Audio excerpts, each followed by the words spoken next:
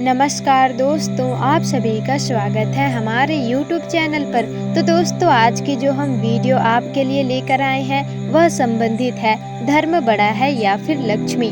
दोस्तों, ये कहानी जो हम आपके लिए लेकर आए हैं ये बहुत ही ज्ञानवर्धक और प्रेरणादायक होने वाली है। तो दोस्तों, वीडियो को अंत तक जरूर देखिएगा जिससे आपको पूरी कहानी समझ में आ जाए। तो दोस्तों, वीडियो को शुरू करने से पहले अगर आपने अभी तक हमारे चैनल को सब्सक्राइब नहीं किया तो चैनल को सब्सक्राइब जरूर कर लीजिएगा और इस प्रकार की रोचक कहानियाँ आपको मिलती रहेंगी। तो वीडियो को बिना किसी देरी के चलिए शुरू करते हैं। तो दोस्तों, एक बार की बात है जब माता लक्ष्मी और धर्म के बीच में लड़ाई हो जाती है। तब माता लक्ष्मी कहती है कि मैं बड़ी हूँ और धर्म कहता है मैं बड़ा हूँ। तब लक्ष्मी कहती है कि इस स्थिति में हमें इंद्रदेव के पास जाना चाहिए। और जब वे दोनों इंद्रदेव के पास पहुँचते हैं तब इंद्रदेव कहते हैं कि मैं आप दोनों की क्या मदद कर सकता हूँ। तब माता लक्ष्मी कहती हैं, हम दोनों यहाँ पर आपसे एक प्रश्न का उत्तर लेने आए हैं कि हम में से बड़ा कौन है, मैं या फिर धर्म। तब इंद्रदेव सोचने लगते हैं और फिर कहते हैं, अगर मैं लक्ष्मी बड़ा है बोलूँगा तो धर्म मेरा साथ छोड़ देगा और धर्म बड़ा है बोलूँगा तो लक्ष्मी मेरा साथ छोड़ देंगी। फिर इंद्रदेव कहते हैं, मुझसे भी अच्छा फैसला एक राजा कर सकते हैं। तब माता लक्ष्मी कहती है, वह राजा कौन है और कहाँ रहता है। तब इंद्रदेव कहते हैं, वह पृथ्वी लोक पर एक राजा रहते हैं, उनका नाम है राजा विक्रमादित्य। वह आप दोनों की इस समस्या का समाधान अवश्य करेंगे कि आप दोनों में से बड़ा कौन है। तब फिर माता लक्ष्मी और धर्म पृथ्वी लोक पर जाते हैं और जब वे राजा विक्रमादित्य के पास पहुंचते हैं तब राजा विक्रमादित्य दोनों को नमस्कार करते हैं और कहते हैं, मैं आप दोनों की क्या सहायता कर सकता हूँ। तब धर्म कहता है, हे राजन, आप ही बताइए हम में से बड़ा कौन है, क्योंकि अगर धर्म ना रहे तो व्यक्ति का जीवन का कोई महत्व ही नहीं होता है और बिना धर्म के मनुष्य एक जिंदा लाश के समान होता है। यह बात सुनकर माता लक्ष्मी कहती हैं, अगर लक्ष्मी नहीं होती तो मनुष्य को दर दर की ठोकरें खानी पड़ती है, उसे गरीबी में जीवन यापन करना पड़ता है और वह दरिद्रता में ही जीता है। तब दोनों की बात सुनकर राजा विक्रमादित्य कहते हैं, मैं आप लोगों की बात को अच्छे से समझता हूँ। और फिर राजा विक्रमादित्य सोचते हैं कि अगर मैं लक्ष्मी बड़ी है बोलूँगा तो धर्म मेरा साथ छोड़ देंगे और यदि धर्म बड़ा है बोलूँगा तो लक्ष्मी मेरा साथ छोड़ देंगी। इसके बाद राजा बहुत सोच विचार करता है और फिर अपना निर्णय बताता है और कहता है, मेरे लिए धर्म सबसे बड़ा है और अगर जीवन में धर्म ना हो तो मनुष्य पशु के समान हो जाता है, उसके मनुष्य योनि में जन्म लेने का कोई फायदा ही नहीं होता। एक बार के लिए अगर मनुष्य के पास धन ना हो तो वह जीवित रह सकता है, अगर धन ना हो तो वह रूखी सूखी खाकर भी अपना जीवन व्यतीत कर सकता है, परंतु धर्म के बिना जीने का कोई महत्व ही नहीं है। इसलिए मैं धर्म को चुनता हूँ, मेरे लिए धर्म ही बहुत महत्वपूर्ण है। और ये बात सुनकर लक्ष्मी माता गुस्सा हो जाती हैं और उस राजा को कहती हैं, तुमने मेरा बहिष्कार किया है, मैं तुम्हें छोड़ती हूँ और आज के बाद तुम कंगाल हो जाओगे। तो लक्ष्मी राजा विक्रमादित्य को छोड़ देती है और धर्म राजा विक्रमादित्य के साथ हो जाते हैं। कुछ देर के पश्चात राजा विक्रमादित्य बहुत कंगाल हो गए थे। उनके पास केवल एक घोड़ा और एक तलवार ही शेष रह गया था। अब राजा विक्रमादित्य सोचते हैं, मेरा यहाँ रहने का कोई भी मतलब नहीं है। वे घोड़े पर सवार होकर और अपनी तलवार लेकर आगे निकल जाते हैं। रास्ते में चलते चलते राजा को याद आता है कि रास्ते में मेरी बहन का घर पड़ता है और मुझे भूख भी लगी है, तो क्यों न मैं अपनी बहन के यहाँ रुक जाता हूँ। जब राजा अपनी बहन के महल पहुँचता है तब उसकी बहन के दरबार के सैनिक उसकी बहन के पास जाते हैं और राजा की बहन से कहते हैं कि आपसे मिलने आपके भाई आए हैं। तब उस राजा की बहन उन सैनिकों से कहती है कि वह किस हालत में है, वह किस हालत में यहाँ आया है। तब वे सैनिक कहते हैं कि वे एक घोड़े के साथ फटे हाल में यहाँ आ रहे हैं। तब राजा की बहन कहती है कि तुम लोग उसे घोड़े के अस्तबल में रुकने के लिए कहो और उसके रुकने का इंतजाम वहीं करो। और तभी राजा राजमहल में प्रवेश करता है तो उसे घोड़ों के अस्तबल में रुकने के लिए कहा जाता है, जहाँ घोड़े को रखा जाता है। और यह सब देखकर राजा कुछ भी नहीं कहते। वे देखते हैं कि उसकी बहन उसके लिए एक सूखी सी रोटी लेकर आ रही है। एक सूखी रोटी लेकर आते देख राजा विक्रमादित्य की आंखों में आंसू आ जाते हैं। और तब राजा अपनी बहन से कहता है, बहन तुम जो रोटी लेकर आई हो उसके साथ ही पानी भी ले आओ। उसके जाते ही राजा उस रोटी को जमीन में गाड़ देते हैं और धरती माता को कहते हैं, हे धरती माता, इस रोटी को आप सही सलामत रखना। दूसरी बार जब मैं आऊँगा और तब मैं उस रोटी की मांग करूँगा तब आप मुझे यह दे देना। फिर धरती माता उस रोटी को स्वीकार कर लेती हैं और राजा बिना किसी को बताए वहाँ से चले जाते हैं। फिर जब वह रास्ते में होते हैं तब वह सोचते हैं कि रास्ते में मेरे दोस्त का भी घर है, क्यों न मैं वहाँ चला जाता हूँ, वहीं विश्राम कर लूँगा। और वह राजा फिर अपने मित्र के यहाँ चले जाते हैं और फिर उसके मित्र ने उसका बड़े ही अच्छे से स्वागत किया। फिर उसके मित्र ने उस राजा को भोजन करने के लिए बैठाया। वे जहाँ पर भोजन के लिए बैठे होते हैं वहाँ उनके पीछे ही एक खूंटी थी जिसमें 9 लक्खा हार टंगी हुई थी। जैसे ही राजा एक निवाला लेते हैं वैसे ही वह खूंटी भी उस 9 लखे हार को अपने अंदर समाहित करने लगती है। और यह सब देखकर राजा समझ जाता है कि यह सब माता लक्ष्मी ही कर रही हैं, वह मुझसे रुष्ट हैं। तब राजा अपना पूरा भोजन समाप्त कर लेते हैं। वैसे ही वह खूंटी भी पूरी की पूरी 9 लखा हार को अपने तरफ अपने अंदर समाहित कर लेती है। जैसे ही उसकी पत्नी ये देखती है उस राजा पर इल्जाम लगाने लगती है और कहती है कि आप निर्धन हो चुके हैं, इसलिए आपके मन में चोरी के ख्याल आ रहे हैं। तब यह सुनकर राजा विक्रमादित्य के मित्र अपनी पत्नी को बार बार कहता है कि ऐसा नहीं है, ऐसा नहीं हो सकता, मैं अपने मित्र को अच्छी तरह से जान रहा हूँ, वह ऐसा कुछ भी नहीं कर सकता। उसकी पत्नी ने अपने पति की एक भी नहीं सुनी और राजा विक्रमादित्य को अपने घर से बाहर निकाल दिया। दोस्तों, इतना सब होने के बाद भी राजा विक्रमादित्य कुछ भी नहीं कहते और आगे का सफर फिर से तय करने लगते हैं। और फिर आगे चलते चलते उन्हें रात हो जाती है और वे सोचते हैं कि इतनी रात को सफर करना ठीक नहीं है। और यह सोचकर राजा अपने घोड़े को रोकता है और अपनी तलवार को लेकर एक पेड़ के नीचे बैठ जाते हैं। कुछ देर में उसे नींद आ जाती है और फिर वहाँ पर 2 चोर आते हैं और उस 2 चोर के पीछे पीछे राजा के सैनिक भी आ जाते हैं। वो दोनों चोर उसी राजा विक्रमादित्य के महल से ही चोरी करके भाग रहे थे और वे उस राजा को देखकर डर जाते हैं और उन्हें लगता है कि अब राजा के सैनिक हमें पकड़ लेंगे। तब वे अपने चोरी किए हुए धन को राजा विक्रमादित्य के पास ही छोड़ देते हैं। और जब सैनिक आते हैं चोरों को ढूंढते ढूंढते तब सारा धन उन्हें राजा विक्रमादित्य के पास रखा हुआ मिलता है। और तब वे सैनिक राजा विक्रमादित्य को पकड़कर महल में ले जाते हैं। और जब राज्य के राजा ये सब देखते हैं तब वे बहुत क्रोधित होते हैं और फिर राजा ने विक्रमादित्य को सजा दे दी कि इस व्यक्ति के हाथ पांव काट दिया जाए और इसे विकलांग बना दिया जाए। इतना सब सुनने के बाद भी राजा विक्रमादित्य कुछ भी नहीं कहते और फिर राजा के आदेश द्वारा राजा विक्रमादित्य के हाथ पैर दोनों ही काट दिए जाते हैं। और राजा कहते हैं कि इसे इस हालत में ही नगर के चौराहे पर बैठाने का आदेश भी दे देते हैं, जिससे कि लोग इसे देखकर सीख सके कि हमारे राज्य में चोरी करने का क्या परिणाम होता है। फिर राजा के कहने पर राजा विक्रमादित्य को चौराहे पर बैठा दिया गया और अब चौराहे से गुजरने वाला हर एक व्यक्ति उन्हें देखकर थूकता और उन्हें गालियां भी देता और कहते थे कि ये तो चोर है, अगर चोरी करेगा तो ऐसा ही फल पाएगा, तथा अन्य कई सारी बातें भी करते थे और वहां से आगे निकल जाते थे। वैसे ही एक दिन की बात है, एक ग्वाला घी की मटकी लिए वहां से गुजर रहा था और वो ग्वाला बहुत ही दयालु था।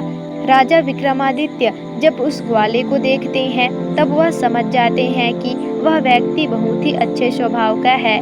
हे राहगीर, अगर आपके पास पानी हो तो कृपया कर मुझे पानी पिला दीजिए। उस ग्वाले ने बिना कुछ सोचे समझे ही अपने थैले से पानी निकालकर राजा विक्रमादित्य को पिला दिया। उसने कहा कि आपने चोरी क्यों की? यदि आपने चोरी नहीं की होती तो आप यहाँ नहीं होते। चोरी किए हो, तुम राजा के दोषी हो। यह सब जानते हुए भी मैं तुम्हें पानी पिला रहा हूँ। यह सब बोलकर ग्वाला वहाँ से चलता बना। फिर वह दूसरे नगर में घी बेचने जाता है। वह घी बेचता है लेकिन उसकी घी खत्म ही नहीं हो रही थी। यह सब देखकर वह ग्वाला सोचता है, ये क्या हो रहा है मेरे साथ। और उसका पूरा दिन पूरे अच्छे से घी बेचने के बाद अच्छे से उसकी कमाई होती है और वह घर आते ही अपनी पत्नी को बताता है कि आज अजीब सी विचित्र बात हुई। जब वह कहता है, आज मैंने राजा द्वारा सजा दिए गए एक व्यक्ति की मदद की, उसे पानी पिलाया, तो आज मेरे साथ एक चमत्कार हुआ। मैं जितनी बार भी घी बेचने जाता वह कम ही नहीं हो रही थी। मेरे मटके में से घी खत्म ही नहीं हो रहा था। और वह ग्वाला कहता है, लगता है कि वह व्यक्ति एक अच्छा व्यक्ति है, वह जरूर ही एक दिव्य आत्मा है। तब यह सुनकर ग्वाले की पत्नी कहती है, हे स्वामी, हमारी एक भी औलाद नहीं है और अब हम बूढ़े भी हो गए हैं। आप ऐसा करिए, आप उस व्यक्ति को हमारे घर में लेकर आ जाइए। हम उसे अपना बेटा मानकर उसके साथ जीवन यापन करेंगे। तब वह ग्वाला कहता है कि तुम्हारी बात तो ठीक है, लेकिन इसके लिए हमें राजा से अनुमति लेनी होगी। और ग्वाले के पत्नी के कहने पर वह बेचारा विकलांग है, वह हमारे साथ रहेगा तो उसका भी मन लगे रहेगा और हमें भी अपने पुत्र का अनुभव प्राप्त होगा। अपने पत्नी की ये सारी बातें सुनने के बाद वो ग्वाला राजा के पास जाता है और राजा से उस व्यक्ति को गोद लेने की बात बताता है। तब राजा कहता है, तुम उसे ले जा सकते हो, इससे हमें कोई भी आपत्ति नहीं है। वैसे भी वो हमारे कोई काम का नहीं। इसके बाद वह ग्वाला दौड़ा दौड़ा जाता है और राजा विक्रमादित्य को राजा के सैनिकों द्वारा अपने घर लेकर आ जाता है। और फिर राजा विक्रमादित्य को अच्छे से नहला धुलाकर इससे कहता है, बेटा, हमारी कोई संतान नहीं है और हम काफी बूढ़े भी हो गए हैं। कम से कम इस उम्र में हमें संतान सुख की प्राप्ति हो, इसलिए हम तुम्हें अपने यहाँ लेकर आए हैं। और फिर यह कहता है, क्या तुम्हें मेरा बेटा बनना स्वीकार है? तब राजा विक्रमादित्य कहते हैं, मुझे आपका बेटा बनना स्वीकार है। फिर वो वहाँ उस ग्वाले के बेटे के रूप में रहने लगते हैं। प्रिय दोस्तों, उसी नगर के राजा की जो पुत्री थी वो बहुत ही विदुषी और दूरदर्शी थी। वह राजकुमारी जब भी गाती थी सारे दिए जल जाया करते थे और इसलिए वह हर शाम को गीत गाती और सभी दीप जल जाते थे। और रात होने पर जब सारे नगरवासी सो जाते तब वह गीत गाकर वापस से सारे दियों को बुझा देती थी। ये सारी चीजें राजा विक्रमादित्य होते देख रहे थे और इसलिए वह फिर से गीत गा कर के उन दियों को जला देती हैं। और ये सब राजकुमारी देख रही थी और वह समझ जाती है कि यह कोई नहीं बल्कि राजा विक्रमादित्य ही हो सकते हैं, वह इसी नगर में है। और यह सोचकर राजकुमारी अत्यंत ही प्रसन्न होती है। और इसी तरह से कुछ दिन बाद राजा अपनी पुत्री राजकुमारी का स्वयंवर करवाते हैं। और इसी समय उस ग्वाले को राजा ने आदेश दिया था कि हमें 100 घड़े घी के चाहिए थे और तुम इसका इंतजाम करो। वह ग्वाला सोचने लगता है कि ये मैं अकेले इतना सब कुछ कैसे कर सकता हूँ। तब राजा विक्रमादित्य कहते हैं, पिता, आप यह सब कुछ मुझ पर छोड़ दीजिए, मैं ये सब कर लूँगा। तब वह ग्वाला कहता है, पुत्र, तुम्हारे तो हाथ पाँव ही नहीं हैं, तुम यह सब कहाँ से कर पाओगे और कहाँ से ये सब इंतजाम हो पाएगा। तभी राजा विक्रमादित्य कहते हैं कि मुझे भी राजकुमारी के स्वयंवर में जाना है, मैं भी वहाँ जाना चाहता हूँ। आप जब राजकुमारी के स्वयंवर में जाओगे तो मुझे भी ले जाना, बाकी सब मैं देख लूँगा।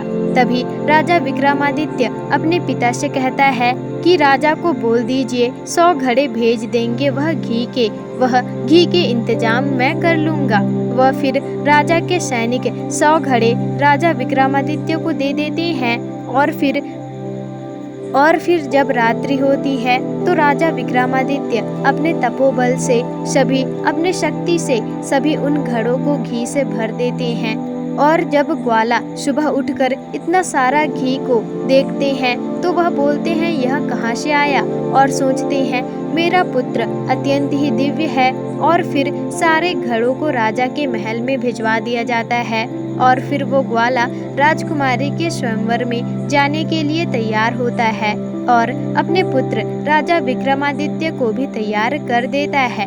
अच्छे सुंदर वस्त्र पहना करके फिर अपने नौकर चाकर की मदद से वह उसे राज दरबार में ले जाता है और उस स्वयंवर में दूर दूर से कई राजकुमार राजा महाराजा आए हुए थे। सभी सिंहासन पर आसीन थे, लेकिन राजा विक्रमादित्य एक कोने में बैठे थे।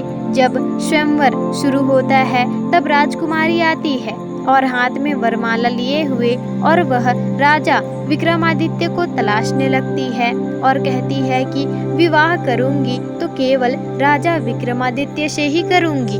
मैंने उनका गाना सुना है और वे इसी नगर में ही हैं, तो इस स्वयंवर में वे जरूर ही आए होंगे। यह सोचकर वह राजा विक्रमादित्य को तलाशती रहती है, पर उन्हें वे कहीं भी नजर नहीं आते। फिर उनकी नजर कोने में बैठे एक व्यक्ति पर जाती है।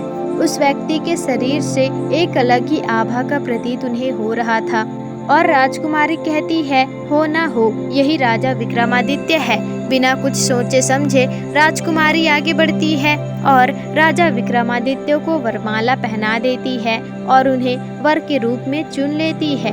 फिर वह वहां आए जितने भी राजा महाराजा थे वह उठकर खड़े हो जाते हैं और यह सब देखकर क्रोधित हो जाते हैं और वे लोग राजा से कहते हैं कि यदि आपको पता था कि राजकुमारी एक अपंग एक विकलांग व्यक्ति से विवाह करेगी तो हमें यहाँ बुलाने की क्या जरूरत थी, हमें निमंत्रण ही क्यों दिया गया, आपने हम लोगों का अपमान किया है। तब राजा कहते हैं मेरी आप सभी लोगों से हाथ जोड़कर विनती है, अब यह तो नियम है कि राजकुमारी जिसके भी गले में वरमाला डालेगी उसका विवाह उसी के साथ ही होगा, मुझे क्षमा कीजिएगा।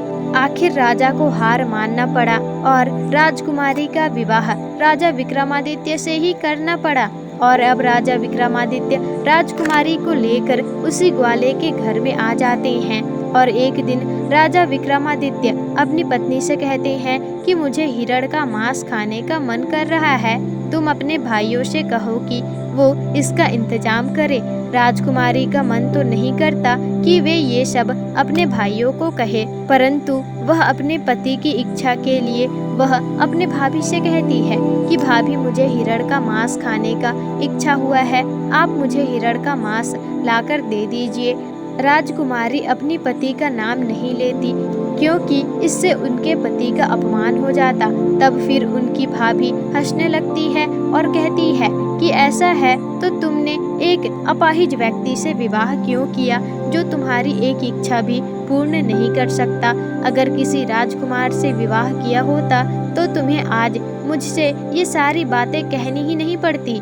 यह सब सुनकर राजकुमारी अपने ससुराल वापस आ जाती है और अपने पति से कहती है हे स्वामी, मुझे ऐसी ऐसी बातें सुनने को मिला। तब राजा विक्रमादित्य कहते हैं कोई बात नहीं, ठीक है, तुम वापस से अपनी भाभियों के पास जाओ और कहो मेरे पति का घोड़ा और तलवार मुझे वापस दे दीजिए और इस रुमाल को दिखा दीजिएगा, वे शांत हो जाएंगे और तुम्हारे साथ चले आएंगे। अब राजकुमारी अपने पति के कहे अनुसार अपनी भाभियों के पास चली जाती है और अपनी भाभी से कहती है कि भाभी मेरे पति का घोड़ा एवं तलवार मुझे दे दीजिए। और तब उस राजकुमारी की भाभियां सोचती हैं कि वैसे भी उस तलवार और घोड़े ने आतंक मचाया हुआ है, जीना मुश्किल कर रखा है, तो उससे अच्छा है कि घोड़े को राजकुमारी को ही दे देते हैं। जब राजकुमारी को घोड़े और तलवार के पास ले जाया जाता है तो राजकुमारी देखती है कि तलवार सांप बनकर राजकुमारी के ऊपर हमला करने लगता है और घोड़ा भी राजकुमारी पर गुस्सा होने लगता है। फिर यह सब देखकर राजकुमारी राजा विक्रमादित्य के दिए हुए रुमाल को निकालती है और उन दोनों के सामने दिखाती है। राजकुमारी के रुमाल दिखाते ही दोनों शांत हो जाते हैं। वे दोनों सांप और घोड़े दोनों ही शांत हो जाते हैं और राजकुमारी के साथ चले आते हैं। जब घर आने पर राजा विक्रमादित्य कहते हैं कि मुझे इस घोड़े पर बैठा दो, मैं स्वयं शिकार करने जाऊंगा। तब उनकी पत्नी कहती है, आपके तो हाथ पांव ही नहीं हैं। तब राजा विक्रमादित्य फिर से अपने पिता से कहते हैं, पिता आप मुझे घोड़े पर बैठा दीजिए। पिता को अपने बेटे के सामने झुकना ही पड़ता है। फिर वह ग्वाला, उसका पिता, अपने नौकर चाकर की मदद से राजा विक्रमादित्य को घोड़े पर बैठाते हैं और जब उसके पिता ऊपर अपने बेटे को घोड़े पर बैठाकर फिर से ऊपर की ओर देखते हैं तो राजा विक्रमादित्य के हाथ पैर बिल्कुल सही सलामत रहते हैं और उनके हाथ और पैर वापस आ जाते हैं। वे फिर से स्वस्थ हो चुके थे और यह चमत्कार देखकर उनको इस पर विश्वास ही नहीं होता। जैसे ही राजकुमारी अपने पति से पूछने को आगे बढ़ती है, हे महाराज यह कैसे हुआ, ये क्या चमत्कार है? उससे पहले ही राजा विक्रमादित्य ने कहा, पहले मैं शिकार करके वापस आऊंगा, फिर उसके बाद ही मैं तुम्हें इसके बारे में बताऊंगा। फिर राजा विक्रमादित्य शिकार करने जंगल में चले जाते हैं और कई सारे शिकार करने के बाद वे जानवरों के कान और पूंछ को काट कर लाते हैं और जंगल में शरीर को वापस छोड़कर चले आते हैं। और उसी दिन उसी जंगल में राजकुमारी के भाई भी शिकार करने के लिए गए थे और जब वे देखते हैं कि पहले से ही शिकार यहाँ पका पकाया है तो उनका मन मचल जाता है और वे ये देखकर बिना शिकार किए उस शिकार को उठाकर ले आते हैं और आगे बढ़ जाते हैं। जब राजा विक्रमादित्य घर पहुँचते हैं तो उनकी पत्नी उनसे पूछती है, हे स्वामी ऐसे कैसे हुआ? तब राजा विक्रमादित्य कहते हैं, ये घोड़ा और तलवार मेरा धर्म है, इन्हीं के वजह से मेरा हाथ पैर वापस आ गया। और कहते हैं कि मैं राजा विक्रमादित्य हूँ। ये बात सुनते ही वह ग्वाला राजा विक्रमादित्य के पैरों में गिर पड़ता है। मुझे माफ़ कर दीजिए, मुझसे जो भी गलती हुई होगी तो मुझे माफ़ करना। तब राजा विक्रमादित्य कहते हैं, आप क्यों माफ़ी मांग रहे हैं? आपने तो मेरे सगों से भी अच्छा व्यवहार किया है, मुझे अपना पुत्र बनाकर रखा। इसके बाद राजा विक्रमादित्य राजकुमारी से कहते हैं, आप फिर से अपने भाइयों के पास जाओ और कहना, मेरे भाइयों द्वारा किए गए शिकार को मुझे एक बार देखना है और आपकी भाभियाँ जब उस शिकार को आपको दिखाएं तब तुम उसे पलट देना। जो चीज़ मैं तुम्हें इस थैले में भरकर दे रहा हूँ और मेरे बारे में बताना। फिर राजकुमारी अपने भाभियों के पास जाती है और कहती है, भाभी भैया ने जो शिकार लाया है मैं उसे एक बार देखना चाहती हूँ। तब उसकी भाभी कहती है, तेरा पति तो शिकार नहीं कर सकता, तुझे हमारा ही शिकार दिखा देती हूँ। फिर जब उसकी भाभी शिकार दिखाती है तो उस शिकार के कान और पूंछ नहीं होते। तभी राजकुमारी कहती है, भाभी इसके कान और पूंछ कहाँ हैं? तभी भाभी कहती है, मुझे क्या पता। तब राजकुमारी राजा विक्रमादित्य द्वारा दिए गए थैले को वहीं पलट देती है और जब उसमें शिकार के कान और पूंछ उसमें से सारे गिर जाते हैं तब राजकुमारी की भाभी पूछती है, ये कैसे हुआ, ये कहाँ से आया? तब राजकुमारी कहती है, यह शिकार मेरे पति द्वारा ही किया गया है। तब राजकुमारी पूरी कहानी सुनाती है और कहती है, मेरे पति कोई आम व्यक्ति नहीं है, वे राजा विक्रमादित्य हैं। ये सुनकर भाभी के कान खड़े हो जाते हैं और यह बात राजा के पास भी पहुंच जाती है। फिर राजा दौड़े दौड़े अपनी पुत्री के पास जाते हैं और कहते हैं, मुझे माफ़ कर दो, मुझसे गलती हो गई है। फिर राजा अपनी पुत्री से कहता है, हम अपने दामाद को राजमहल बुलाना चाहते हैं। और फिर राजा विक्रमादित्य के पास वह गए और राजा ने उन्हें साक्षात प्रणाम किया और कहा, हे महाराज, मुझसे गलती हो गई।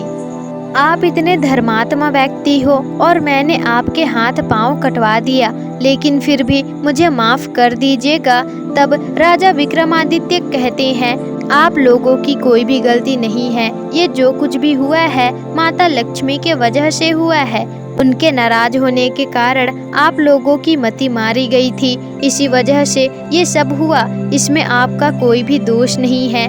और फिर क्या था, राजा ने अपने दामाद का बहुत ही सेवा सत्कार किया और अपनी बेटी और दामाद को अपने साथ कुछ दिन महलों में रखा।